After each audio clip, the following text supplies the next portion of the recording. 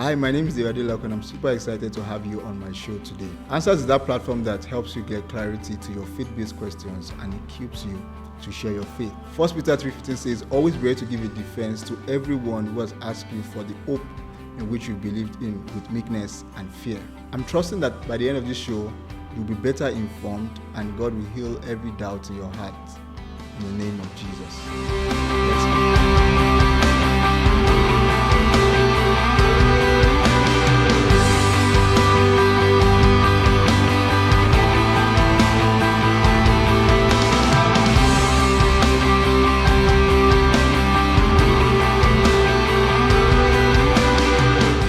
Welcome to this episode of Answers, and with me here I have an amazing guest, Pastor Tomiwa Immanuel. I call him PTI. He's resident pastor of CCI Ibadan Church, and he's just going to break a lot of things down to us, have a wonderful conversation about the Bible and some of the questions that you guys have sent in. And I hope that this episode blesses you so much. Pastor Tomiwa, thank you for coming. Thank you for having me, David. Good to have you here. It's a pleasure to be here. It's a pleasure to be here. Yes. So because of time, let's just go straight into some of the questions that have been asked. So I'll ask the questions. I answers, the Bible is a bunch of myths to teach us lessons. Why do you guys take it so serious and literal? It is causing so much hate in the world. So this person wants to know, because this person believes that the Bible is in a bunch of myths, maybe just to teach us lessons, maybe like the Egyptian myths and all these things. But we take it too serious, and then we are causing division. We are saying the Bible says this, you can't do this, you can't do that. The person believes that Christians are the reason why there's so much hate in the world. So what do you have to say to that? Okay, first of all, I think it is a very unfounded statement to say that the Bible is causing hate in the world. Why do I say that? I found in recent times that a lot of times, once you don't support what people want or like, once you disagree, automatically it is interpreted as hate, and the reason I feel like a lot of people just really want to indulge in just whatever. A lot of people just want to do whatever they feel like, and people don't understand that the using feelings as convictions for everything, including very, very important life-changing decisions, it is such it's just a very, very unstable platform upon which to build your life, because feelings are very fickle and feelings exist on a very wide spectrum. All right, you believe that, you feel like, maybe for example, you feel like you are sexually aroused and you should have sex with somebody who wants to have sex with you. Someone else feels like they are in need, and so they should take something that they believe they need, which maybe someone else doesn't really need, but that person has it. It's still feelings. And that's a valid feeling. It's a valid feeling. The person legitimately, in some other cultures and some other civilizations, you can take what belongs to someone else as long as you have the strength to overpower the person. According to that civilization and that culture, this was what they believed was right, and this was what they believed was okay, and they did it. So the fact that, okay, for someone in that kind of situation now, and now our laws now, which would call it stealing, would seem like hate. True. So a lot of people just really categorize anything that opposes their feelings or desires as hate. But to say that the Bible is causing so much hate in the world, I don't think there's any basis for that. I don't think there's any evidence, any scientific layup that leads us to that kind of conclusion. All right, and to call when this question says the Bible is a bunch of myths to teach us lessons, and why do you take it so seriously and literal? Well, I think for any literary item, any book, article, magazine, whatever, I think to a large extent the power that it holds as far as being taken seriously can be traced back to the credibility of the author and the continued existence of that author to confirm what is being carried around as his or her ideology as represented in the book, right? For example, we have, and I think this question might, I don't want to go ahead of myself, but we have books by famous authors, for example, right? And these books are being carried all over the world. And they are propagating the idea of the author as far as that topic, or that, like Harry Potter, for example, like the Chronicles of Narnia. I think the man who wrote the Game of Thrones series, I think he's still alive. George R. Martin, I think is his name. I think he's still alive. And so the adaptation of the book, of the Game of Thrones book, into movies or into series, he is still alive to validate it. You get, or maybe the adaptations, they've added or removed a few things, but he's still alive to validate it. So why do we take the Bible so seriously? It's not just a bunch of myths. The Bible is a compendium of eyewitness events, eyewitness accounts that have been documented, and they were literally passed on from generation to generation. And then this is not a book written by one person or two people or three people. It's not a book authored by 4 people. We're talking about several people who have come together, whose accounts all point to one author, right?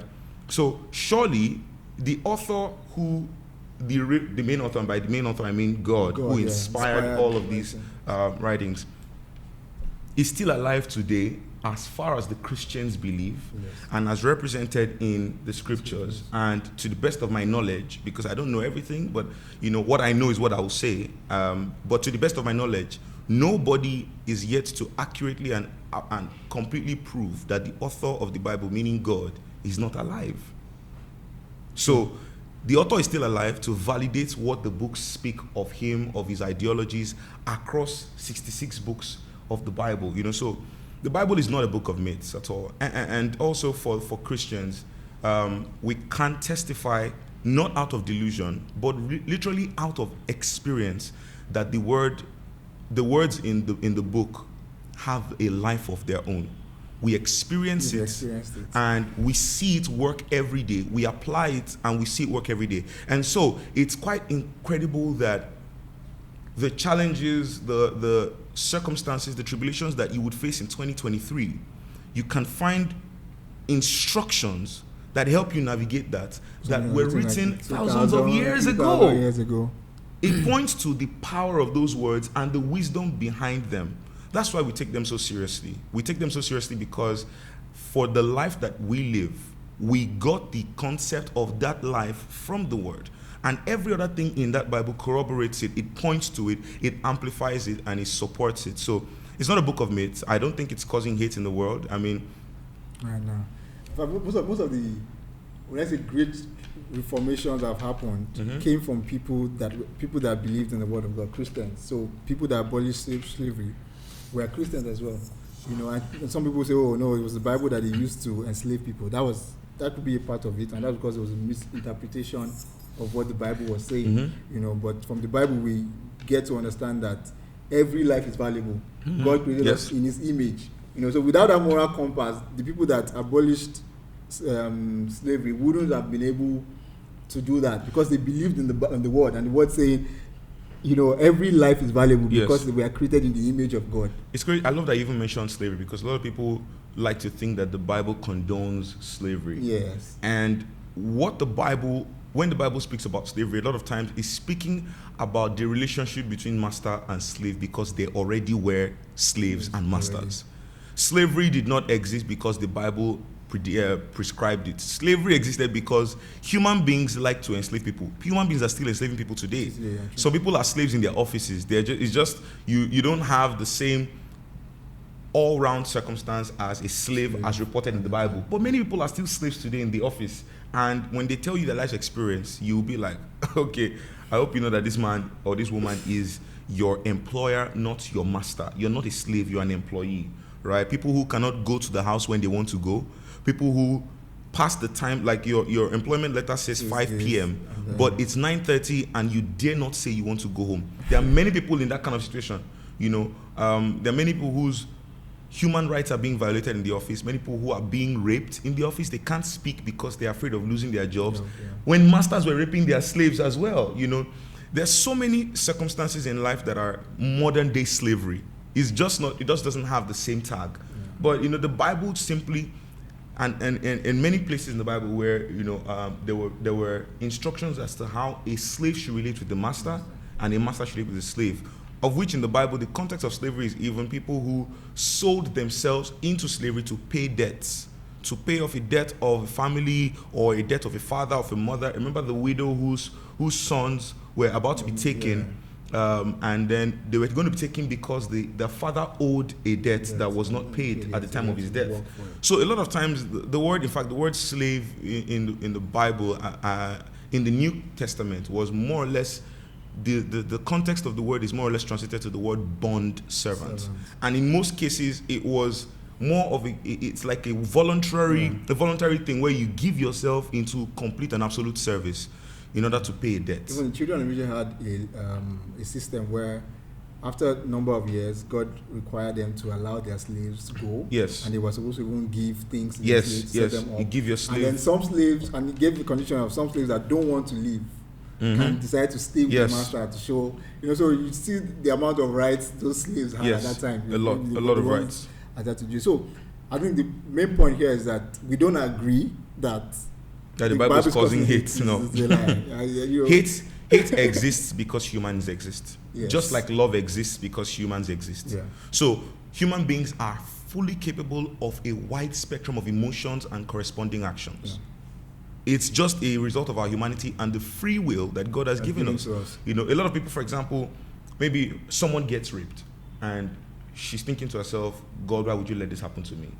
God is not necessarily, it's not like as if God is happy that happened to you. Unfortunately, a human being who has full bodily autonomy, who has free will, made the choice to force himself on another person. Unfortunately, that's the case. And if only the person could be apprehended, then the law would take its due course if it's in a place where that is illegal, because there's some places where rape is not necessarily a problem, but these things are a result of people's emotions and corresponding actions, and human beings are capable of a wide spectrum of that. Thank you so much. I hope we got to answer some of the questions in your heart. Okay, so next question. Hello, how do you say the Bible is true if it is as old as you guys claim? How do you trust it? Okay, I think I already began to answer that in the first question. The Bible is old, very old, thousands and thousands of years old. But it's just like any bit of history that you meet before you're born.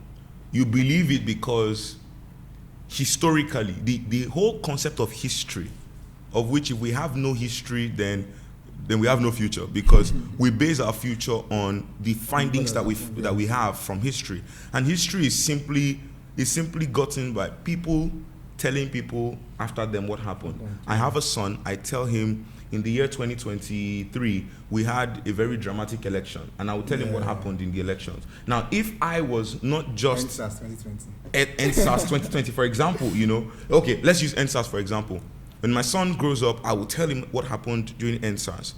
But if I sit him down and just tell him this and this and this happened during EndSARS, then all he has is a story. And before long, these stories will become myths. But you know what I do have? I have pictures. I have videos. I have screenshots of tweets, all sorts of digital evidence that helps me to tell him, maybe even physical evidence. Unfortunately, I didn't go out into the streets because at the time my wife was pregnant. I didn't feel comfortable leaving her at home and going out, because she'll just be, she'll be hypertensive because she's wondering, oh my God, is he safe and all of that. And if she wasn't pregnant, we would have gone together, solidarity and all of that, because all of our mates were on the streets. So imagine somebody who was on the streets protesting. I was out. You were out. You will be able to tell your daughter, for example, this is what our eyes saw. I'll give you a very good example. One of my very good friends was, I know that popular trending picture of that thug with the cutlass in his hand. He had a pink striped shirt. Yes. I had a friend who was right there at Alausa in Ikeja when a BRT bus drove there, and these thugs came out with brand new machetes. So it was not a thing that he was told. He saw it with his own eyes. So even if he was arrested for saying that happens, for example, and then they're trying to get him to recant his testimony, unless he's so afraid if he weighs the costs, Yes. what am I really doing this for? You know what? Fine, it didn't happen. Yeah, he will recount his testimony. But if he believes that it is important for posterity's sake, that people know that this thing, maybe in his own opinion, was government sponsored, for example, because how would thugs arrive in a BRT bus and disrupt peaceful protests, then he will stick to his word. Yeah. And he will tell that to people coming after him. So, why am I saying all of this? The Bible is as old as it is, yet we trust it because these were eyewitness accounts or direct communication accounts, like the prophets, for example, who heard direct from God and wrote down what they heard. Yes. And we're talking about thousands of years in between, or like about 1,000 years or so in between all of the accounts recorded in the Bible. And not a single place is there a contradiction, a contradiction that puts a fault on the objective focus point of the Bible, right? You can find many verses, one verse, two verses, out of how many verses of the Bible where you say this contradicts this. I promise you, with proper, if you sit down with a theologian, if you sit down with a Bible scholar, they will explain to you why this is this, right? Yeah. But essentially, the Bible does not contradict itself across how many different cultures, people from different cultures and different years and different centuries, writing down stuff that either God told them or stuff that they witnessed or stuff that they heard, you know. And so we trust it because it's been passed on from generation to generation, and not just passed on with great reverence and fear and honor. So it wasn't just something people were passing on for the sake of an agenda. There is nobody that particularly benefits in and of their own personal desires from the Bible. We all benefit according to the prescription of God, in that the Bible points us to him and helps us to, you know, connect with him and build a relationship with him as we prepare for our life on the other side of glory. That is what the Bible helps us to do. It's not helping anybody. So it's not like you can say, for example, if we talk about the Civil War, many people have different accounts of the Civil War. Yeah. Many people have different accounts of the Civil War. And, you know, some people believe that the version of history that is taught in schools, or that was taught, because it's not really being taught anymore, that the version of history that was taught in schools where the Biafran War was mentioned was altered, maybe to whitewash the government or to absolve them of blame. But then you would hear from some people who lived through the Biafran War, and they would tell you some of the things that happened. For example, there's this guy on Twitter, I've forgotten his name, but he's a BBO, and he said, in speaking against tribalism, against the Igbos, he was like, many of the people who are from like places like Akwa Ibom and all of that, they don't even know that you can easily be mistaken as an Igbo person. If things hit the fan, you could easily be a casualty. And he said during the Civil War back then, that his grandmother told them that they came in and dragged his grandfather out. She just heard the gunshot. She never saw him again. Never saw a body, never saw anything. She just assumed he was Igbo because he looked Igbo in a sense. So that you will not hear accounts of stuff like that in history, but maybe you can make a case for that being done because the government maybe is trying to control the curriculum to absolve the Nigerian government of blame, because the Nigerian government at the time could have been culpable in what would be termed as trying to erase an entire group of people. Tribe. So there you can see, okay, these certain people have this kind of motive to alter or edit history and represent history going forward. I think I want to also add to what you said about you're talking about your friend, the eyewitness account of what happened during NSAS, you know, and it reminds me of what somebody said about when we look at what the apostles, you know, how the books they wrote, you know, and how they died for what they believed in, you know, in terms of you can die for what you believed as a lie. So if I lie to you and you believe that lie so much, you can die for it. Yeah. Do you get? Yeah. But you cannot die for something you know is a lie. Do you get? So when you look at the eyewitness accounts in that way and that fashion, you know that these people, for instance, I have Acts 4. Mm-hmm. For instance, when the Sadducees, they came unto them being greatly disturbed that they taught the people and preached in Jesus preaching Jesus' resurrection from the dead. And they laid hands on them and put them in custody until the next day. Verse 18. Okay, so they called them and commanded them not to speak at all, nor teach in the name of Jesus. But Peter and John answered and said to them, whether it is right in the sight of God to listen to you more than God, you are judge. For we cannot but speak of the things which we've heard and we've seen and heard. You know, so there was persecution to tell them that we will kill you guys, we will punish you, we'll put you in jail for this thing you believe in. You know, so you have to really believe this is the real deal, or you have to tell us the truth. Open up and say, okay, we just made up the fact that Jesus died and rose up again. And by the way, going back in history, the Romans were some of the most creative people in terms of inflicting pain. They were some of the, I can't remember the document now, but I found a document talking about some of the most cruel ways that the Romans executed people. My God, those guys were crazy.